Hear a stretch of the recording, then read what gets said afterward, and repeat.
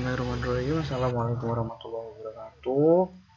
Kembali lagi bersama saya Alex Satria Maulana di pembahasan buku Perilaku Organisasi bab ke-10 yang membahas tentang memahami kerja tim.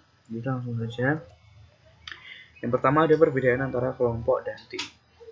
Perbedaan antara kelompok dan tim bisa diidentifikasi dari hal selanjutnya ini. Nah, di sini. Yang pertama dari pengertian dan identifikasinya. Kelompok adalah sekumpulan orang yang saling berinteraksi untuk berbagi informasi dan mengambil keputusan akan membantu setiap anggota kelompok yang bekerja di area tanggung jawabnya. Identifikasinya ada kelompok tidak memiliki peluang dan tidak dapat bersinergi positif, yaitu tidak memiliki peluang dan tidak bersinergi positif, tidak ya. Kemudian untuk tim adalah sekumpulan orang yang memiliki upaya individu yang menghasilkan kinerja yang lebih besar daripada jumlah input individu. Jadi kinerjanya lebih besar dari inputnya. Seperti itu. Nah, identifikasinya tim diminta untuk menghasilkan gagasan, mengumpulkan sumber daya atau mengkoordinasikan logistik, dan juga menghasilkan sinergi positif melalui upaya yang terkoordinasi. Seperti itu. Kemudian ada tipe-tipe tim. Tipe-tipe tim yang pertama, tim pemecahan masalah. 5-12 orang dari bagian yang sama, bekerja selama beberapa jam setiap minggu, membahas cara-cara untuk meningkatkan kualitas, efisiensi, dan lingkungan kerja. Kemudian ada tim kerja yang dikelola sendiri, yaitu tim dari sekumpulan orang yang di dalamnya terintegrasi atau di bawah kontrol seseorang yang seseorang tersebut juga bergabung sebagai anggota tim. Jadi anggota tim ini sekaligus selaku sebagai controller dari suatu tim itu. Kemudian ada tim fungsional silang, yaitu para karyawan dari level hierarki yang kira-kira sama atau tidak sama persis tetapi dari area kerja yang berbeda, yang datang bersama-sama untuk menyelesaikan suatu tugas. Kemudian ada tim virtual dan sistem multi-tim. Tim virtual sendiri bisa kita jumpai seperti sekarang ini saat work from home. Ya, itu bisa kita lihat di penerapannya di dalam Zoom Meeting, Google Meet, dan lain sebagainya. Kemudian sistem multi-tim sendiri adalah pengumpulan dua tim atau lebih yang saling bergantung dengan tujuan yang sama biasanya ya. Tujuan dari atasan yang sama, sehingga tim tersebut lebih kompleks dan lebih besar. Kemudian menciptakan tim-tim yang efektif. Tim-tim yang efektif berasal dari tim-tim yang berbeda dalam bentuk dan struktur, sehingga model mengasumsikan kerja tim lebih disukai daripada kerja secara individu. Konteks apa faktor-faktor yang menentukan apakah dapat berhasil atau tidak? Itu yang pertama, sumber daya yang memadai, kepemimpinan dan struktur, iklim kepercayaan dan evaluasi kinerja, serta sistem pemberian imbalan.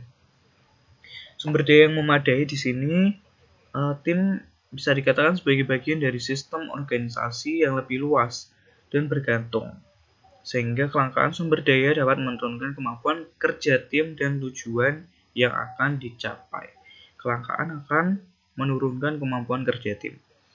Selanjutnya, kepemimpinan dan struktur. Tim tidak dapat berfungsi jika tidak dapat kesepakatan mengenai siapa yang akan melakukan dan memastikan semua anggota membagi beban secara adil atau rata.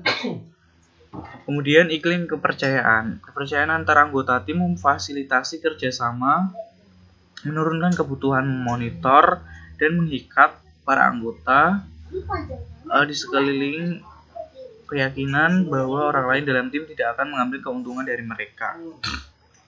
Evaluasi kerja dan memberikan imbalan atas hasil positif akan meningkatkan tanggung jawab secara individu maupun secara kelompok itu sendiri. Kemudian ada komposisi tim, yaitu dari kemampuan anggota, kepribadian anggota, alokasi aturan, keragaman para anggota, besaran tim, dan pilihan anggota-anggota yang ada. Kemudian ada proses tim.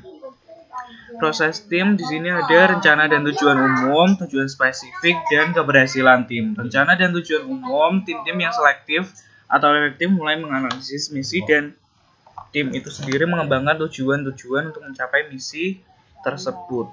Kemudian tujuan spesifik memfasilitasi komunikasi yang jelas dan fokus tim untuk memperoleh hasil yang maksimal. Kemudian ada keberhasilan tim. Tim yang efektif memiliki kepercayaan diri bahwa mereka akan berhasil sehingga kepercayaan akan meningkatkan motivasi. Sehingga mendorong setiap individu untuk saling bekerja keras. Kemudian ada mental model, level konflik, dan kemalasan sosial. Bisa kita lihat di sini. Pengetahuan dan keyakinan para anggota tim mengenai bagaimana pekerjaan dapat diselesaikan dengan tim. Tim-tim dengan mental model yang dilibatkan dalam interaksi satu sama lain akan lebih termotivasi, lebih banyak tingkah laku yang positif mengenai kerja, dan memiliki tingkat kerja secara produktif. Level konflik.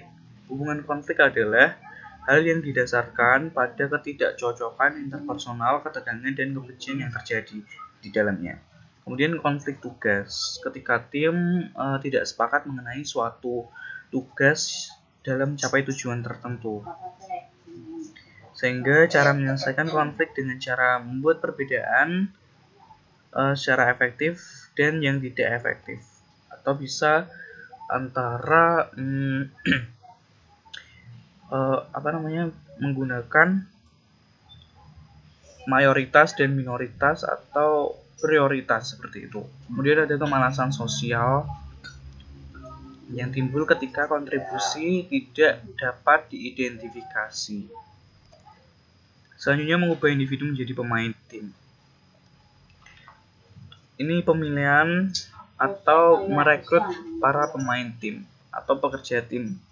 Ketika merekrut, pastikan para calon memenuhi peranan tim sejalan dengan persyaratan teknis dan tujuannya pastinya. Para ahli pelatihan melakukan pelatihan sehingga kedepannya akan mengalami kepuasan yang diberikan melalui kerja tim. Seminar-seminar membantu para pekerja untuk meningkatkan keterampilan pemecahan masalah, komunikasi, negosiasi, manajemen konflik, dan pelatihan. Selanjutnya ada promosi dan imbalan secara intrinsik. Misalnya persahabatan atau mungkin kenaikan pangkat seperti itu. Promosi, kenaikan gaji, dan penghargaan lainnya diberikan kepada individu yang bekerja dengan efektif. Sebagai anggota tim yang menyelesaikan konflik tim dengan menguasai keterampilan baru yang dibutuhkan. Sedangkan imbalan secara intrinsik diperoleh dari kerja tim yang maksimal. Tidak semua tim tidak selalu merupakan jawaban dari setiap tujuan yang ditempuh. Nah, itu ada 3 indikatornya ini. Pekerjaan itu bagaimana dan diciptakannya bagaimana, tujuannya bagaimana, serta saling bergantung atau tidak.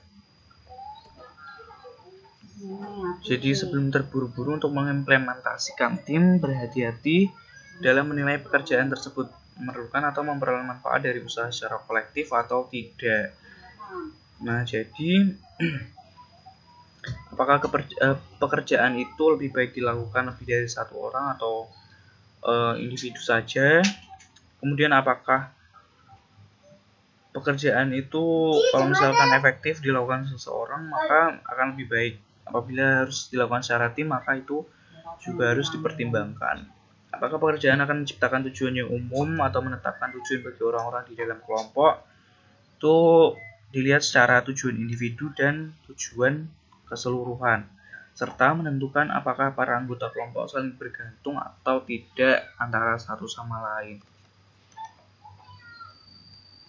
Jadi mungkin itu yang dapat saya sampaikan di materi bab ke-10 ini mengenai memahami kerja tim. Apabila ada kekurangan dan kelebihan mohon dimaafkan. Wabillahi taufiq wal hidayah. Wassalamualaikum warahmatullahi wabarakatuh. Terima kasih.